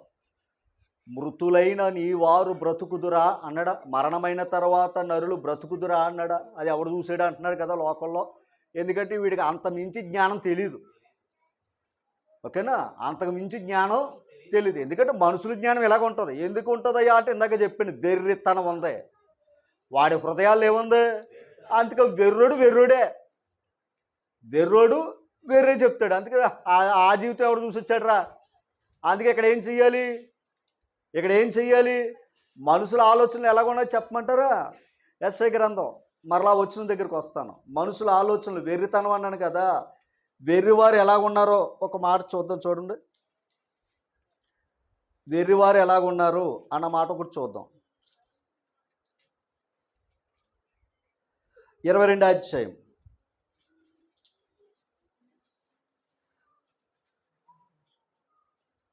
12వ వచనం చదవండి. ఆ దినమున అంటే దాని అర్థం ఏంటయ్యా అంటే, దేవుని మాట వినకపోతే ఇంకో శిక్ష ఉందా లేదా? ఉంది. ఇప్పుడు ఆ శిక్షా దినం వస్తుందిరా. ఒకవేళ చేసిన తప్పుకు ప్రాయశ్చిత్తంగా నువ్వేం చేయమన్నాడు దేవుడు? అక్కడ మాట చెప్తున్నాడు. ఆ దినమున ఏడ్చుటకును, అంగలార్చుటకును, తలబోడు చేసుకున్నట్టు, గోనెపట్ట కట్టుటకును, సైన్యముల అధిపతి ప్రభువుగు యెహోవా మిమ్మును పిలవగా. ఎందుకు పిలుస్తున్నాడు? నా సన్నిధిలోకి వచ్చి మీరు పశ్చాత్తాపం పడండి, ప్రార్థన చెయ్యండి, ఉపవాసం ఉండి ప్రార్థన చెయ్యండి, నేను అప్పుడు మిమ్మల్ని ఏం చేస్తాను? రక్షిస్తానని చెప్తున్నాడు ఆయన. అమ్మా, ఇప్పుడు ప్రజలు ఏమనుకున్నారు చూడండి. 13వ వచనం. అది ఓకేనా. వీళ్ళకి ఆల్రెడీ ఏ వార్త తెలిసింది? ఆ కరోనాలో కూడా మన అందరికి తెలిసింది ఏంటి? అప్పుడు ఏది ఎక్కువ సేల్స్ అయింది? ఇప్పుడు చదవండి, అక్కడ ఉన్నాయి. రేపు చచ్చిపోదుము గనుక తిందుము త్రాగుదుము. అర్థమైందండి? అంటే చనిపోతే దాని తర్వాత ఉండే బ్రతుకుకు బాధ్యత లేదు. చనిపోతున్నాం కనుక చనిపోయేటయ్యానికి కూడా ఏం కావాలి? తిందుము త్రాగుదుము. అంతేనండి. తిందుము త్రాగుదుము అని చెప్పి ఎడ్లను వధించుచు గొర్రెలను కోయచ్చు మాంసము తినుచు ద్రాక్షరసము త్రాగుచు మీరు సంతోషించి ఉత్సహించుదురు. ఎంత దారుణం అండి అండి. అంటే చనిపోయే పరిస్థితి తెలిసినా కూడా ప్రజలకు ఏముందో తెలుసా? ఆ చచ్చిపోయేలోపు కూడా ఎలా ఉండాలనుకుంటున్నాడు? సంతోషంగా. ఎక్కడ సంతోషం? దేవుని దగ్గర కాదు. ఎక్కడ? మాంసాల దగ్గర లేదా మద్యపానాల దగ్గర సంతోషం అనుకుంటున్నారు. ఈరోజు నిజంగా మనుషులందరూ కూడా వెర్రితనమనే మాట అందుకే వాడాడు ఆయన. అమ్మా ఒక మాట అడుగుతున్నాను, అది త్రాగే చచ్చిపోయాడు అక్కడ. అది త్రాగే చనిపోతున్నారు, అవునా కాదంటారా? అది త్రాగే బండి నడుపుతున్నాం, అది త్రాగే పని చేస్తున్నాం. నష్టమా కాదా? నష్టమే. విచిత్రం ఏంటంటే ఆ సమస్య జరిగి కుటుంబం ఎంతో బాధలో ఉంటే వారిని తీసుకుని అక్కడ చక్కబెట్టి వస్తున్నారు. కానీ వెళ్ళేవారు ఆ బాధను ఓదార్చేవారు వెళ్ళేవారు కొంతమంది. అయితే కొంతమంది ఎందుకు వెళ్తున్నారో తెలుసా? చెప్పక్కర్లేదు. అక్కడికి వెళ్తే షాప్లో కొనుక్కోవాలి. ఇప్పుడు ఇక్కడికి వెళ్తే ఇలా ఫ్రీగా ఇస్తారు. ఏది? అంత మంచి మనసు ఉన్న ప్రజలు ఉన్నారు మనతో. మన బంధువులు అలటోళ్ళు చాలామంది ఎక్కువ ఉన్నారు. అవసరం అడిగేస్తారండి, సిగ్గు లేకుండా అడిగేస్తారు. అక్కడ బాధలో ఏలేడితే మళ్ళీ ఇలా సంతోషాల కోసం ఎలా తెచ్చావా అంటున్నారు. మరి ఎంత దరిద్రం అండి, ఎంత దరిద్రం అండి. ఇంకొక మాట తప్పుగా అనుకున్నా ఒప్పుగా అనుకున్నా వాడేస్తున్నాను. అక్కడ ఒక దేవుడు ఉంటాడన్న సంగతి వాళ్ళకి తెలుసు కదా. ఎక్కడ కదా? మరి అక్కడ తాగేస్తున్నారంటే ఆయన మీకు ఏం నేర్పుతలేదా? మరి అదే కదా, అక్కడ కూడా తాగేస్తున్నారు. మరలా మీరు చెప్తారు కదా ఆయన అక్కడ ఉన్నాడని. మరి అక్కడ ఎవరు తాగమన్నాడు? అదే కాయ తెచ్చి గుళ్ళో తాగండి చూస్తాను. అంటే మీ మైండ్ ఏంటి? త్రాగినప్పుడు దేవుడు కూడా ఎందుకు తెలుసా? దేవుళ్ళు కూడా తాగారంటున్నారు వాళ్ళు. దేవుళ్ళు కూడా ఆడారన్నారు. దేవుళ్ళు కూడా తప్పులు చేశారా అన్నారు. ఆ మనుషులు చేసుకున్న వాళ్ళు అయితే ఉండొచ్చు, కానీ నిన్ను నన్ను చేసిన దేవునికి అలాంటిది లేదు. అలాంటి పాపం ఆ దేవునికి లేదు. అందుకే ఎందాకన్నాను, వెర్రిలో చేసుకున్నప్పుడు వెర్రిగానే కనబడుతుంది. మత్తులో ఉన్నప్పుడు లోకం అంతా ఎలాగుంటుంది? ఏటి ఎలా ఊగిపోతుంది అనుకుంటావు? భూమి ఊగుతలా, నేను ఊగుతున్నాను. అలాగా వెర్రిలో ఉన్నవాడికి వెర్రోడే అర్థం చేసుకోండి దయించి. ఈ మాట చెప్తూ ఉన్నాను. ఏది? ఇప్పుడు ప్రజలందరూ ఎలాంటి ఆలోచనలు ఉన్నారో అమ్మ చూడండి. తర్వాత కాగా మరలా చదువుదాం. రేపు చచ్చిపోదుము గనుక తిందుము త్రాగుదుము అని చెప్పి ఎడ్లను వధించుచు గొర్రెలను కోయుచు మాంసము తినుచు ద్రాక్షారసము త్రాగుచు మీరు సంతోషించి ఉత్సహిందురు. అంటే చావనే భయం కూడా మనుషులకి లేదండి. తర్వాత అండి, కాగా ప్రభునగు సైన్యములకు అధిపతికి యెహోవా నాకు ప్రత్యక్షుడై నాకు వినబడునట్లును ఇట్లా అనుచున్నాడు. ఇప్పుడు దేవుడు మాట్లాడుతున్నాడు. చూడండి ఏమని? మీరు మరణము కాకుండా ఈ మీ దోషములకు ప్రాయశ్చిత్తము కలుగుదని ప్రాయశ్చిత్తము కలగదని ప్రభువు సైన్యములకు అధిపతి యెహోవా ప్రమాణపూర్వకముగా. అంటే ఇప్పుడు ఏం చేస్తున్నారు? వీళ్ళు చేసిన పాపాలకు ప్రాయశ్చిత్తం కలుగుతుందా? కలగటం లేదా? కలగటం లేదని చెప్పాడు. ఎందుకని? దేవుని దగ్గరకు వచ్చి మొర పెట్టుకున్నారా, లేదా వారు సంతోషంగా ఉండి ఆనందపడుతున్నారా? మరి అలాంటప్పుడు ఎందుకు దేవుడు కాపాడతాడండి? హాస్పిటల్కి వెళ్తే డాక్టర్ గారు కాపాడతారు. రోడ్డు మీద ఉండి డాక్టర్ ఆ ప్రాణం పోతే ఎవడపోతాడో? నీకు ఓపుకున్నా లేకపోతే ఊపిరి తెచ్చుకొని ఆ 108 ఎక్కి పరుగున వెళితే అప్పుడు ప్రాణం పోతాడు. మళ్ళీ నువ్వు ఆ ప్రాణం పోసే శక్తి నీలో ఉంటే పోతాడు ఆయన. తట్టుకునే శక్తి ఉంటే పెడతాడు. అవునా కదంటారా? రోడ్డు మీద ఉండి ఇంట్లో ఉండి డాక్టర్ గారు నాకు ప్రాణం పోయినట్టు పోసేవాడు కాదు ఆయన. అలాగే దేవుని సన్నిధికి రావాలి కదంటారా? దేవుని సన్నిధికి వస్తే అదే చెప్పాడు కదా, నా మాటలు రండి, నా మాటలు వినండి, అప్పుడు బ్రతుకుతారా అంటాడు. బ్రతకాలని ఆశ ఉండాలి కదండి. ఈ బ్రతుకు అనుకుంటే ఎట్లా? ఈ బ్రతుకు అనుకుంటే ఎట్లా? ఈ బ్రతుకు గొప్పది కాదు ఇది. ఆ బ్రతుకు యొక్క విలువ తెలుసుకోవడానికి బ్రతుకు పెట్టాడు ఆయన. అమ్మా ఒకసారి చూడండి, ఎందాక చదువు మనం ఏది? యోహాను సువార్త 11:25. అందుకు యేసు పునరుత్థానమును జీవమును నేనే. యేసు ప్రభుగాన తప్పు చేసినా పాపం చేసినా మళ్ళా బ్రతికి తిరిగి లేచే శక్తి ఆయనకి లేకపోతుందండి. అమ్మా యేసు ప్రభుగాన వచ్చాడు, నరుడి కింద వచ్చాడు. ఆయన మనలాంటి బలహీనతలు కానీ ఆయనకు ఉన్నాయనుకోండి, మనలాంటి పాపాలు ఆయనకు ఉన్నాయనుకోండి, ఆ చనిపోయినోడితో క్లోజ్. ఇంకా అందరూ కూడా చూడండి, లోకంలో ఉన్న దైవత్వాల గురించి కూడా ఆయన వచ్చాడు, బ్రతికాడు, ఇలా చేశాడు, చనిపోయాడు, అంతే. ఇంకో దేవుడి గురించి మాట్లాడతారు, కానీ తిరిగి లేచిన దేవుడి గురించి ఒక్కడో మాట్లాడతాం. అంతేనండి. తిరిగి లేచాడు ఈ దేవుడు అనేవాడు ఒక్కడో మాట్లాడు. ఎందుకంటే తిరిగి లేవలేదు కనుక వాళ్ళ.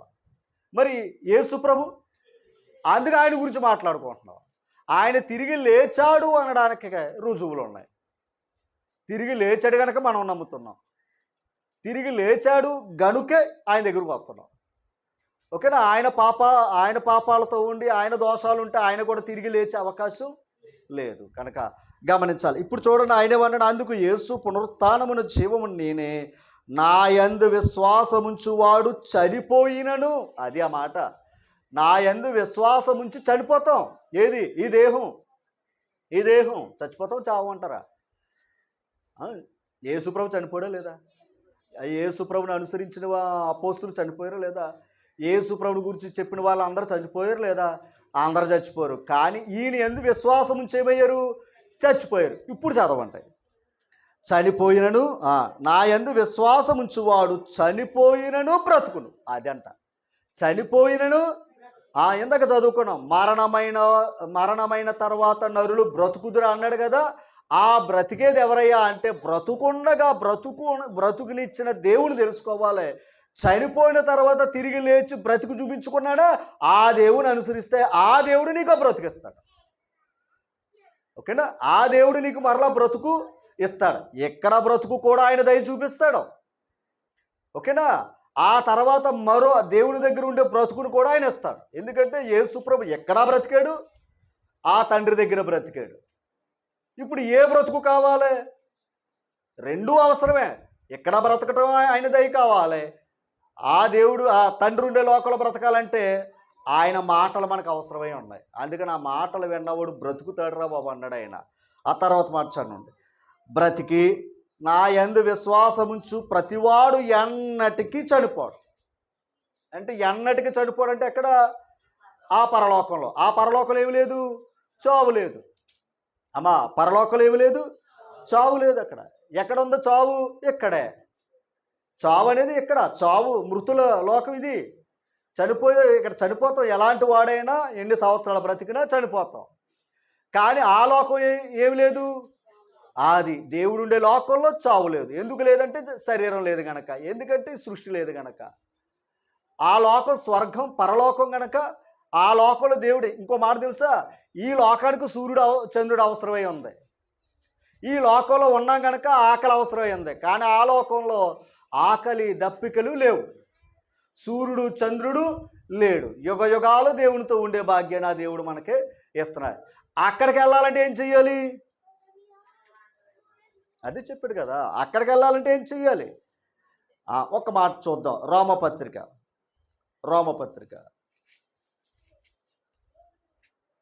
తీసారమ్మా, 14వ అధ్యాయం 7వ వచనం. 14వ అధ్యాయం 7వ వచనం.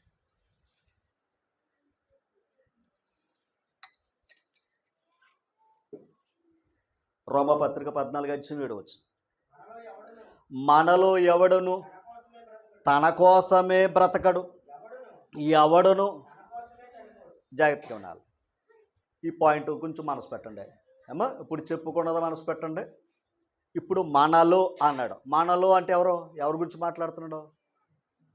సంఘంలో ఉన్న వారి కోసం మాట్లాడు. మనలో ఎవడు తన కోసం బ్రతకడు. ఓకేనా? తన కోసం బ్రతకడం. సరే, కుటుంబం దగ్గరికి వెళ్తాం. నిజంగా మనం బ్రతికేది ఎవరి కోసం? నేను బ్రతికేది ఎవరి కోసం? ఒక యజమానిగా, అంతే కదండి. డైరెక్ట్గా నేను బతికేది ఎవరి కోసం? ఇప్పుడు నా కోసం బతికితే అంత పని చేయక్కర్లేదు, అంత కష్టపడక్కర్లేదు, అన్ని డబ్బులు కూర్చవలసిన పని నా కోసం అయితే, అంతేనా కదంటారా? అందుకే లోకంలో ఉన్న వాళ్ళు అందరూ ఏంటి, కుటుంబాలు విడిచిపెట్టిన వాళ్ళు అందరి పరిస్థితులు ఏంటి? అది మంచి మాట అండి. వాళ్ళ కోసం బతుకుతున్నారు కనుక శుభ్రంగా వాళ్ళు ఉంటున్నారు. కానీ మరి కుటుంబం ఎందుకు? దేవుడు కుటుంబాన్ని ఎందుకు ఇచ్చాడు? ఆ యజమాని ఎవరి కోసం బతుకుతున్నాడో, అంతేనండి కదంటారా? ఇప్పుడు తల్లిదండ్రులు ఎవరి కోసం బతుకుతున్నారు? పిల్లల కోసం బతుకుతున్నారు. ఇప్పుడు పిల్లల సంగతి తెలుసుకోవాలి. వాళ్ళ బ్రతికేది ఎవరి కోసం? మా కోసం అన్న సంగతి తెలుసుకోవాలి. అవునా? అది తెలుసుకున్నారు అనుకోండి, వాళ్ళ తల్లిదండ్రులకి అంతగా మించిన సంతోషం కూడా ఉండదు. వాళ్ళ కోసమే ఆలోచించుకున్నారు అనుకోండి, ఎవరి కోసం? అది ఎందుకంటే నేను చదువుకున్నాను, నాకు ఈ పని ఉంది, నాకు ఈ జ్ఞానం ఉంది, నా కోసం ఆలోచిస్తానన్నావు అనుకోండి, ఈ వీళ్ళ బ్రతుకిచ్చిన వాళ్ళ పరిస్థితి ఎలా ఉంటుంది? బాధాకరం అయిపోతుంది. సహజమే కదా తల్లి. వాళ్ళ బ్రతుకుని ఏం చేసినట్టు? విలువ లేకుండా చేసినట్టు. ఓకేనా? అలాగే ఇప్పుడు ప్రభు దగ్గరికి వచ్చాం మనం. జాగ్రత్తగా వినాలి. అక్కడ ఒక యజమానిగా కుటుంబం కోసం బతుకుతున్నావు, అవునా కదా? అలాగే ఇక్కడికి వచ్చిన తర్వాత ఇక్కడ కుటుంబం ఉంది లేదంటారా? ఇక్కడికి వచ్చి కుటుంబాలు వదిలేసామా? కుటుంబాలు అట్టుకుని వచ్చాం. ఇప్పుడు మనలో సంఘం కొరకు కూడా బ్రతకాలి. ఓకేనా? ఎందుకని? దేవుని కుటుంబం ఇది.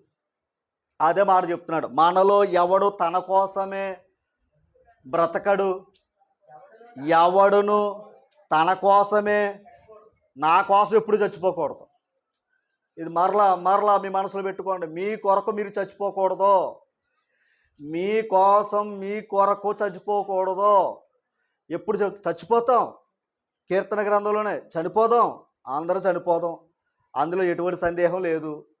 ఓకేనా? ఒకసారి ఇందాక చదివాను చూసారా? ఇందాక మనం కీర్తన గ్రంథంలో చదివాను చూసారా? 116వ కీర్తన 17వ వచనాన్ని చదివి చచ్చిపోదాం. యెహోవా భక్తుల మరణము ఆయన దృష్టికి అది. మన మరణం కూడా ఆయన దృష్టికి ఎలా ఉండాలి? అంతేగాని మనం అనవసరమైన విషయాలు నా కోసం ఇలాగ అయ్యామనుకోండి, ఆయన దృష్టికి ఏం కాదు, అది విలువ కాదండి.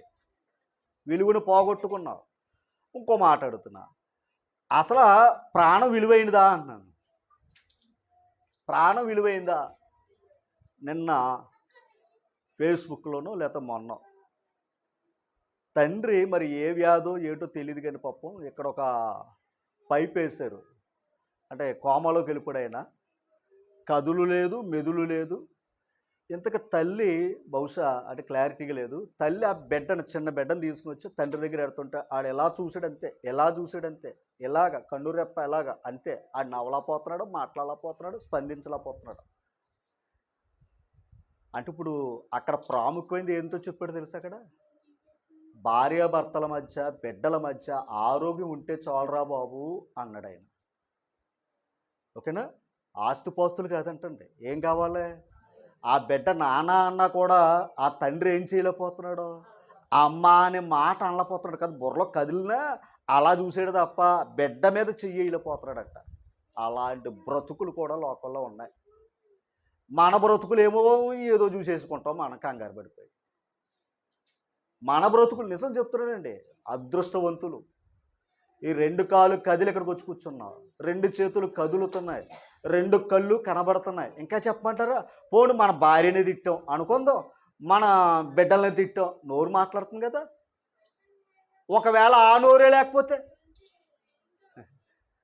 చెప్పండి, ఆ నోరే ఏదో రకంగా ఏదో మొత్తం మీద యజమానులు కనుక మనం ఏం చేస్తున్నాం, ఇంట్లో ఆషామాష ఏదో చేస్తున్నాం. మరి అలా చేసినప్పుడు కూడా నోరు ఒకవేళ మాట రాకపోతే చెప్పండి. మాటలు రాని పరిస్థితి ఎంత బాధ ఉంటుందో తెలుసా? మాట రాని పరిస్థితి. ఇప్పుడు నోరు ఉంది కనుక కడుపు నొప్పో కాలు నొప్పో ఏదో చెప్తున్నాం డాక్టర్ గారి దగ్గరికి వెళ్ళి. మాట రాకపోతే ఏం చెప్తామండి? మొన్న మా వందనగాడి పాపం గొంతులు ఇన్ఫెక్షన్ అయ్యింది పాపం. ఓకేనా? అదేం మాటలు సరిగ్గా రాదు. జ్వరం అనుకుని జ్వరం పెడుతున్నాం కానీ తగ్గుతలేదు. ఎంతగా గొంతులు ఏమై ఉంది? ఇన్ఫెక్షన్ ఉండి తినలేక తాగలేక ఏడిచేది. అది దాన్ని చూసి కళ్ళప్పుడు ఇది నొప్పని సై చేసేది. అది నేను చెప్తుంటా. అప్పుడు అనిపించింది ఏది, మాటలు అంటే బాధ చెప్పుకోవటానికి కూడా ఏముండాలి? ఆ, ఇప్పుడు దేవుని దగ్గర బాధ చెప్పుకోవడానికని గొంతుకిచ్చాడు కదా.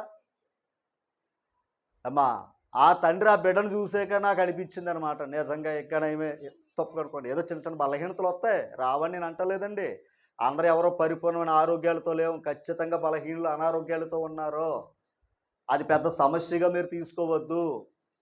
యాజకులకి రోగాలతో చచ్చిపోయారు, రాజులు రోగాలతో చచ్చిపోయారు, ప్రవక్తలు దైవ సేవకులు కూడా రోగాలు వచ్చి చచ్చిపోయారు. రోగాలు రెండు రకాలు, ఒకటి దేవుని పరీక్ష, రెండు మనం చేసుకున్న పొరపాట్లు. అది దేవుని దగ్గర అయినా వచ్చు, ఎందుకంటే టయాన్ని తినమనం, టయాన్ని పడుకోమనం, అంతేనా? అది మళ్ళీ దేవుడి మీద అర్థమా? చెప్పండి. టయానికి తినాలి, టయానికి పడుకోవాలి అంటే మన కంట్రోల్ చేసుకోవాలి. ఎన్ని ఒకటి చెప్పేది కాదు. నీ సులువు నీ ఆరోగ్యం నీ చేతుల్లోనే ఉంది అమ్మా. నీ ఆరోగ్యం నీ చేతుల్లో. మరలా చెప్తున్నాను, మీరు ప్రశాంతంగా పడుకుంటే చాలా రోగాలు బయటపోతాయి. మీరు నిద్రాడతలేదు అనుకుని ఎందుకు కళ్ళు మూసుకుంటే అదే పడుతుంది. ఓకేనా? అనవసర విషయాలు బుర్రలో కూడా మనం పెట్టుకో. ఇంకో విషయం చెప్తున్నా, రేపు ఏం చేస్తామండి ఆలోచించేసుకుంటే ఏం చేయగలం? దానికి ఏదైనా అడ్డేద్దామా? ఏం చేయలేం. కొన్ని జరుగుతూనే ఉంటాయి. మరలా చెప్తాను మీతో, మనం కొన్ని విషయాలకు దూరంగా ఉందామన్నా ఇంట్లోకి వచ్చేద్దా సమస్య. అంతే కదండి. ఒక్కోసారి మనం ఈ సమస్యలో మనం ఉండకూడదు కదా అని మనం దూరంగా పారిపోతాం, మంచిదే. ఒక్కోసారి ఆ సమస్య నీ దగ్గరగా వస్తుంది. పాము పుట్టలో ఉంటుంది, అక్కడికి వెళ్ళక్కల. ఒక్కోసారి పాము మన ఇంటికి వస్తుంది, అల్లిపోవా? అప్పుడేం చేస్తాం? ఇల్లు వదిలేసి వెళ్ళిపోతావా? ఒకవేళ మనకు కొట్టి ఒప్పులేదు, పక్కనే అడుగుతాం కదా, రారా బాబు అని. అలాగే మనకు వచ్చిన సమస్య కూడా దేవుని దగ్గర ప్రార్థన. ఒకవేళ నీ ప్రార్థన శక్తి సరిపోతుందా, పక్కవారికి ఎగసి ప్రార్థన చేయించుకో, అంతేనా? అంతేగాని భయపడవలసిన పని లేదు. ఓకే, ఇప్పుడు ఏం చదువుతున్నాం? మన మరణం ఎలా ఉండాలంట? అది వీర మరణం అండి. ఓకేనా? అది నీతి మరణం. భక్తులు ఏమన్నారు తెలుసా అండి? నీతిమంతులు వంటి మరణము నాకు దయచేయునుగాక అన్నాడా లేదా? ఎక్కడన్నాడు అన్న? అదేంటండి, అది కూడా మీరు చెప్పండి అంటే ఎందుకు? మీ చేతుల్లో గ్రంథాలు ఎందుకున్నాయి? సంఖ్యాకాండం రాసుకోండి, ఇది ఎప్పుడు కూడా సంఖ్యాకాండం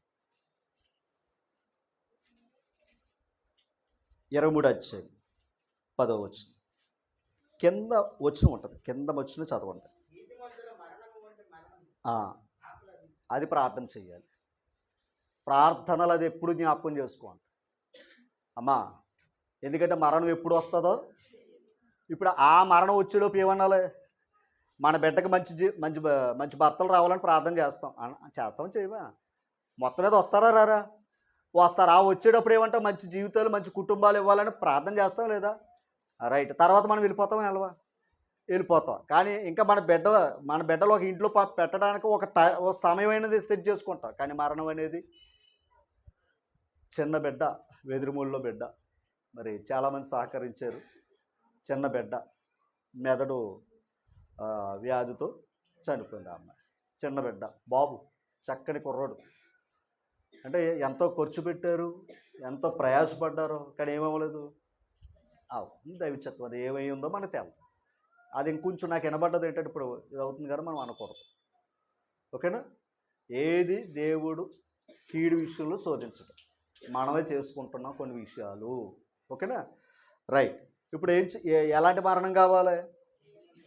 యూదులు, ఇశ్రాయేలు వారు వారి యొక్క అనుదిన ప్రార్థనలో, గుర్తుపెట్టుకోండి, వారి యొక్క అనుదిన ప్రార్థనలో వారు ఎన్నో విషయాలు దేవునికి చెప్పుకున్న ముగింపులో దేవా, నా ఆత్మను నీకు అప్పగించుచున్నాను అనేవారంట వాళ్ళ ప్రార్థనలో.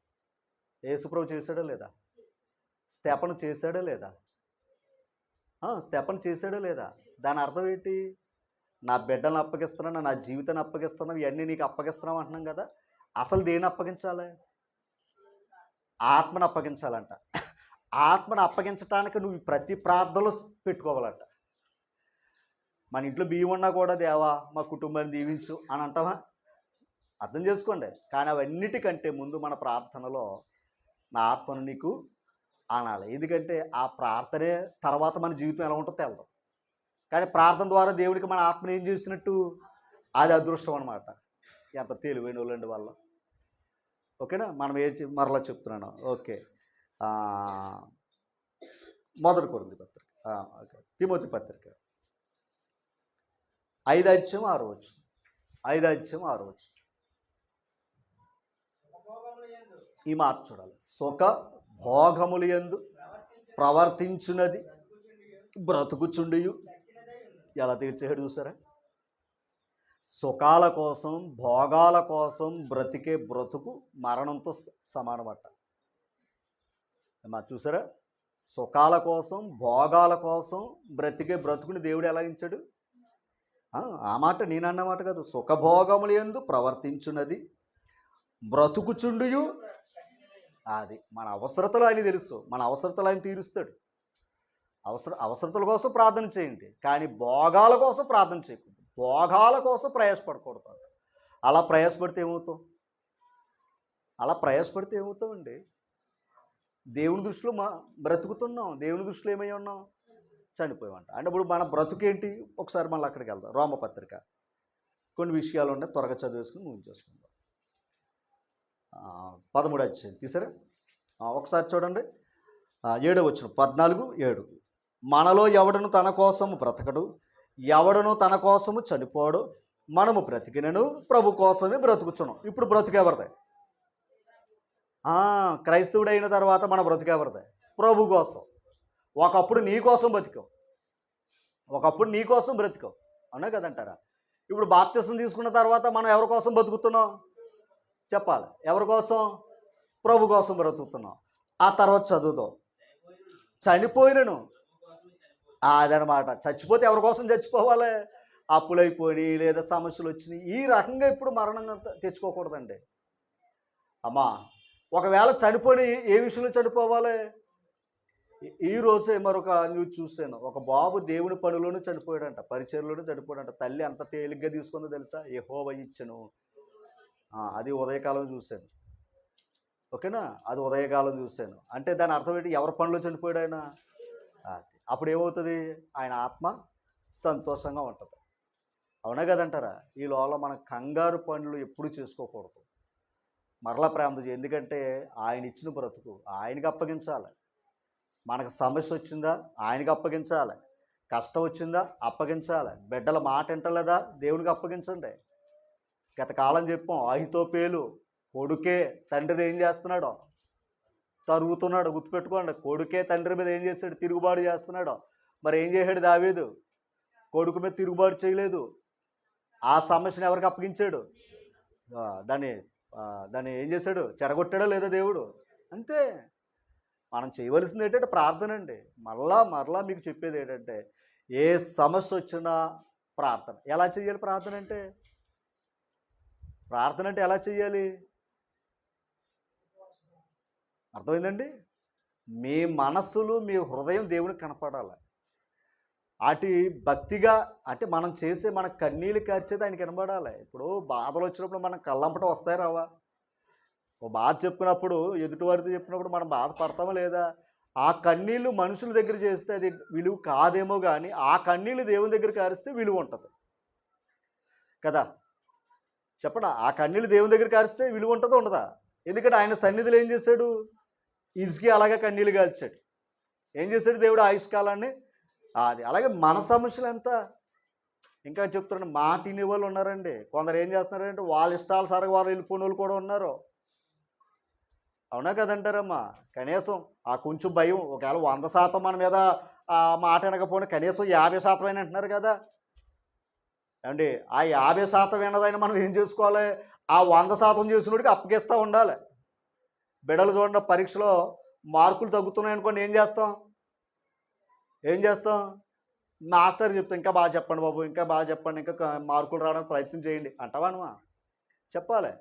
అలాగే ఆ బిడ్డలు మన మాటల్లోనే అలా కిందకి వచ్చేస్తున్నారు అనుకోండి. ఏది 100 ఉండవలసింది 80, 70, 60, 50లోకి వచ్చేసారు అనుకోండి. అంటే సగం మాటలు విన్నారు అనుకుందాం. అప్పుడు ఏం చేయాలి? ఆ పూర్తిగా వినేవానికి మనం అప్పగించాలి. అది అప్పుడు దేవుడు వారి హృదయాల్ని తెరుస్తాడండి. నేను మళ్ళా చెప్తున్నాను, దేవునికి అసాధ్యమైనది ఏది? మనం అసాధ్యం అనుకుని ఏం చేస్తున్నామంటే దేవునికి ఇవ్వాల్సిన నమ్మకాన్ని కొనపరుచుకోలేకపోతున్నాం. అందుకే నమ్ముట నీ వలన అయితే అంతే. ఆ నమ్మకం మనలో లేకే మనకి ఈ సమస్యలు ఇంకా వెంటాడుతూ ఉన్నాయి. అందుకే బ్రతుకు విలువ తెలుస్తలేదు. ఓకేనా? ఏ సమస్య అయినా ఆయన పరిష్కరిస్తాడన్న సంగతి కూడా గమనించుకోలేకపోతూ ఉన్నారు. తర్వాత మాట చదువుతాం. కాబట్టి మనము బ్రతికినను చనిపోయినను, అది ఇప్పుడు అర్థమైందండి. ఇప్పుడు మనం బ్రతికినా చనిపోయినా ఎవరి వారమై ఉన్నాం? ఒకప్పుడు మనం ఆ వారింటి వారు, అంతేనా? ఒకప్పుడు ఎవరు? మన ఇంటి పేరు ఎవర్రా మీరు అంటే పలానా తాళవారి ఇంటి వారు అని చెప్పుకున్నాం. కానీ ఇప్పుడు ప్రభు నమ్మిక బ్రతికినా చనిపోయిన ఎవరి వారమై ఉన్నాం? మరి ప్రభు ఏం చేశాడు? తర్వాత మాట తర్వాత తాను మృతులకును సజీవులకును, మృతులకును సజీవులకి యేసుప్రభు ఏమై ఉన్నాడు అంటే, సజీవులు ఎవరయ్యా అంటే ప్రభునందు విశ్వసించిన వారు సజీవులు. ఓకేనా? ఇంకా ప్రభువుని నమ్మని వారు ఎవరు? మృతులు. మరి ప్రభు వచ్చింది ఎందుకు? మృతులను సజీవులకి ఆయన ఏమై ఉన్నాడో ప్రభు అయి ఉన్నాడంట. తర్వాత మాట ఇందు నిమిత్తమే క్రీస్తు చనిపోయి మరలా బ్రతికాడు అనమాట. ఒకవేళ చనిపోయాడు అనుకోండి, మృతులకు మాత్రమే ప్రభు అవుతుడు.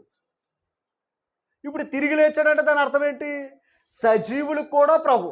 ఇప్పుడు క్రీస్తుని విశ్వసించాం కనుక మనం కూడా ఏమయ్యో సజీవులు. ఇప్పుడు మనకు కూడా ప్రభు ఆయనే. ఓకేనా? ఇప్పుడు సజీవులుగా ఉన్నవాడికి ప్రభు ఆయనే, మృతులుగా ఉన్నవారికి రైట్. ఇప్పుడు క్రీస్తు ప్రభు ఎందుకు వచ్చాడు? మృతులను సహితం లేపడానికి వచ్చాడు ఆయన, అంతేనా?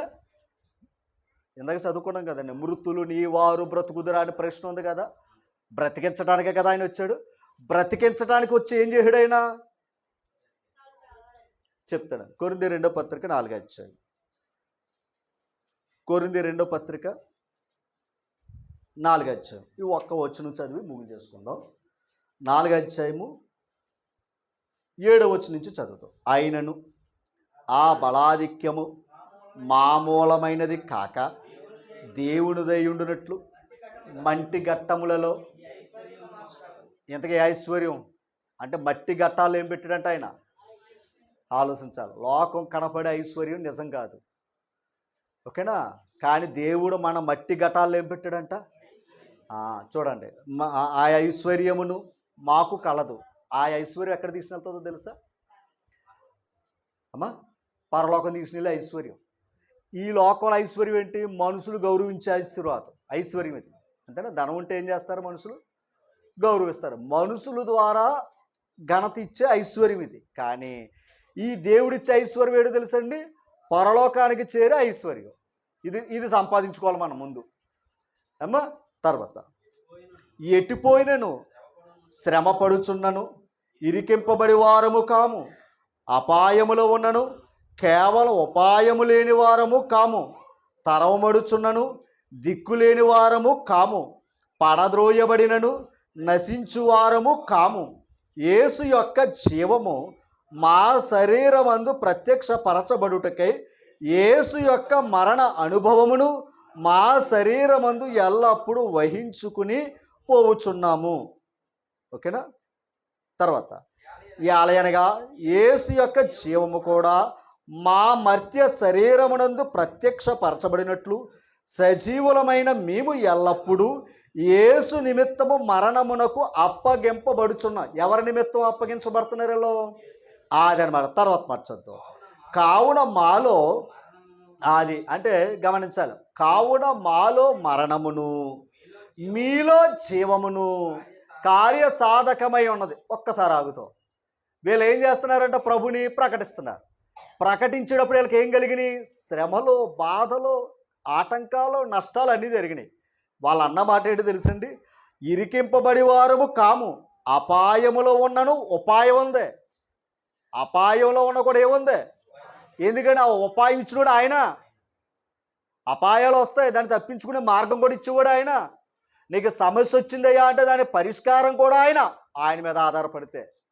నీ మీద ఆధారపడ్డావా ఆ ఆలోచనలు నేను ఇబ్బంది పెడతాను అమ్మా. తర్వాత చదువుతాం. తర్వాత తరవబడుచున్నను, మరి వాక్యం ప్రకటిస్తే వాళ్ళు ఏం చేశారు? తరివేరు. ఓకేనా? తరవబడుచున్నను దిక్కు లేని వారు కాదు అంటే ఇప్పుడు తరివేది ఎవరిని దిక్కు లేదు కదరా అని తరివేస్తున్నారు. కానీ వీళ్ళకి ఎవరు దిక్కు? కానీ తరుగుతున్నారో వాళ్ళకి దేవుడు దిక్కు లేడు. ఈ లోకం దిక్కడికి బ్రతికేస్తున్నారు కనుక ధనం ఉంది లేదా అధికారం ఉంది, ధనం ఉందని బ్రతికేస్తున్నారు, తరివేస్తున్నారు. అవునా? కానీ వాళ్ళకి దేవుడు దిక్కు లేదు. కానీ వీళ్ళకేముంది? దేవుడు దిక్కు ఉన్నాడు వీళ్ళకి. తర్వాత మాట తర్వాత పడద్రోయబడినను నశించువారము కాము. తర్వాత యేసు యొక్క జీవము మా శరీరమందు ప్రత్యక్ష పరచబడుటకే యేసు యొక్క మరణ అనుభవము మా శరీరమందు ఎల్లప్పుడూ. అంటే ఇప్పుడు శరీరంతో ఉంటే ఏం చేయొచ్చు? శరీరంతో ఉంటే ఏం చేయొచ్చు? తప్పుగా భావించకుండా అర్థం చేసుకోవాలి. నేను నా భార్య ఉన్నారు కనుక 2 బిడ్డలు దేవుడిచ్చాడు. నేను చనిపోతే బిడ్డలు వస్తారా? రా. ఇప్పుడు నా శరీరం ఆవిడ శరీరంలో మరో 2 శరీరాలు వచ్చాయి, అంతేనా? చెప్పాలి. మరో 2కి బ్రతుకు వచ్చిందా లేదా? వచ్చింది కదా. ఇప్పుడు మనం ఎవరి వారమై ఉన్నాం? ప్రభు వారమై ఉన్నాం, అంతేనా? ఇప్పుడు యేసు ప్రభు వచ్చింది ఎందుకు? చనిపోయిన వారిని కూడా ఏం చేయడానికి వచ్చాడు కదా. అపరాధముల చేతను పాపముల చేతను ఏమై ఉన్నారో మరో బ్రతుకు లేకుండా ఉన్నారు వాళ్ళు. ఈ బ్రతుకుతోటి బ్రతుకుతున్నారు. కానీ క్రీస్తు ప్రభు వచ్చేమన్నాడు? మృతులు బ్రతుకుదురు అన్నాడు. ఎలా? నా యందు విశ్వాసముంచువాడు మరలా చనిపోయినను తిరిగి లేగుతురు అన్నాడు. అన్నాడో లేదా? దానికి యేసు ప్రభు చనిపోయి తిరిగి లేచి మరో బ్రతుకుందరా అని నిరూపించుకున్నాడు. ఆయన నిరూపించుకున్నాడు గనక ఈ నిరూపించబడిన మాటలు వీళ్ళకి అప్పగించాడట. ఎవరికే? అపోస్తులకి. ఇందాక ఒక మాట చదవండి. రండి వినండి, నా మాటలు వినినవాడు బ్రతుకును అన్నాడు. అన్నాడా? యెషయా గ్రంథంలో అన్నాడా? ఇప్పుడు ఆ బ్రతుకు ఎక్కడుంది? ఆయన మాటల్లో ఉంది. మనం తినే ఆహారం కాదు అదనమాట. ఇప్పుడు ఆయన మాటలు ఏం చేస్తున్నాయి? నీ వాక్యమే నన్ను బ్రతికించేది అన్నాడా? ఇప్పుడు ఆయన మాటలు ఏం చేస్తున్నాయి? యేసు ప్రభు శరీరం విడిచిపెట్టిన ఆయన మాటలు ఏం చేస్తున్నాయి? బ్రతికిస్తున్నాయి. ఇప్పుడు ఆ మాటలు లోకానికి ప్రకటించటానికే వీళ్ళు ఏమవుతున్నారు? చనిపోతూ ఉన్నారు. కష్టాలు నష్టాలు వచ్చిన వీళ్ళకి. అందుకు ఆ మాట ఏం చెప్పాడు? కావున మాలో మరణమును మీలో జీవము. అంటే మేము చస్తే మీరు బ్రతుకుతున్నారా అన్నాడు. అంతేనా? అంతేనా కదంటారా అమ్మా? అవునా కదంటారా? ఇప్పుడు విత్తనం చస్తే కదా అనేక విత్తనాలు వస్తాయి. మనం విత్తబడింది ఏమవ్వాలి? చస్తే కదా అది అనేక గింజలు వేసుకుని వస్తుంది. అలాగే గమనించాలి. మనం విత్తినదని దేవుడు విత్తబోదానికి శరీరాన్ని ఎలాగైతే ఇస్తున్నాడో అలాగే వాక్యాన్ని విత్తటం వల్ల అది క్షయబేసము. మనుషులందరూ క్షయబేసం ఉన్నాడు, ఎప్పటికీ గడ్డే. కానీ దేవుని వాక్యము అక్షయమైన బేసము, శాశ్వతమైన బేసం అన్నమాట. ఈ బేసాన్ని ఏం చేస్తున్నాం? చల్లుతున్నాం. వాక్యాన్ని ఏం చేస్తున్నాం? ఈ వాక్యం ద్వారా ఏమవుతుంది? మరో బ్రతుకు ఉందని చెప్తుంది. మరో బ్రతుకు ఉందని చెప్తుంటే ఆ చెప్పేవారికి ఈ భూమి మీద బ్రతుకు లేకుండా చేస్తున్నారు. అదే కదా జరుగుతుంది. ఆ బ్రతుకు గురించి చెప్పేవాడిని ఏం చేశారు? చంపేస్తున్నారు. ఇప్పుడు ఇతని కోసం బతుకుతున్నాడా? అనేకుల కోసం బతుకుతున్నాడు ఈయన. యేసు ప్రభు తన కోసం వస్తే మంచి భార్యను చూసుకుని మంచి పిల్లలు చేసుకుని ఆయన ఆ దేశంలో ఒక మంచి రాజులాగా ఒక 50 సంవత్సరాలు పరిపాలించితే యేసుబాబు గొప్ప రాజు అని చెప్పుకుంది. తనకంటూ ఎక్కడ చోటు పెట్టుకోలేదు. కానీ